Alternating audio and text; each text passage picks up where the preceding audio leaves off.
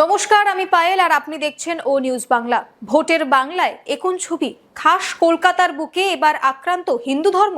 মমতা বন্দ্যোপাধ্যায়ের খাস তালুক ভবানীপুরে খোদ সাধু সন্তদের ধর্ম প্রচারে বাধা দেওয়ার অভিযোগ উঠল তৃণমূলের বিরুদ্ধে। ভবানীপুরের ৭০ নম্বর ওয়ার্ডের তৃণমূল কাউন্সিলর অসীম বসু এবং তার অনুগামীদের বিরুদ্ধে উঠছে গুরুতর অভিযোগ প্রকাশ্য রাস্তায় সনাতন ধর্মের প্রচারে বাধা দেওয়ার চেষ্টা করা হয়েছে। শুধু তাই নয়, তাদের সঙ্গে চূড়ান্ত অভদ্রতামি করা হয়েছে। বাংলার মাটিতে দাঁড়িয়ে হিন্দু ধর্ম কি তাহলে আজ এতটাই বিপন্ন?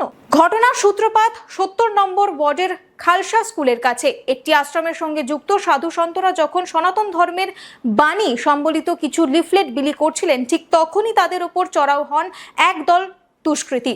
অভিযোগের আঙুল সরাসরি শাসক দলের দিকে। সিসিটিভি ক্যামেরায় দেখা যাচ্ছে কিভাবে তাদের পথ আটকে হেনস্থা করা হচ্ছে। শুধু রাস্তাতেই নয়, এরপর দুষ্কৃতীরা পৌঁছে যান সরাসরি আশ্রমের ভেতরে। সেখানেও সাধু এবং আশ্রমের ভক্তদের রীতিমতো শাসানো হয় এবং প্রাণনাশের হুমকি দেওয়া হয় বলে অভিযোগ।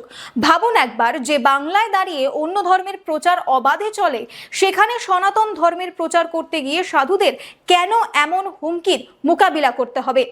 আশ্চর্যের বিষয় হলো, কেন তৃণমূলের পক্ষ থেকে এই বিষয়ে কোনো রকম স্পষ্ট বিবৃতি দেওয়া হচ্ছে না? ভোটের সময় কি তবে হিন্দু ভোট পেতে মরিয়া শাসক দল তলে তলে সনাতনীদের কণ্ঠ রোধ করার কৌশল নিয়েছে? যেখানে ধর্মীয় স্বাধীনতার কথা বড় বড় গলায় বলা হয়, সেখানে খাস কলকাতায় কেন এই ধর্মীয় ভেদাভেদ? এই আচরণ কি কোনো নির্দিষ্ট ভোট ব্যাংকে সন্তুষ্ট করার চেষ্টা?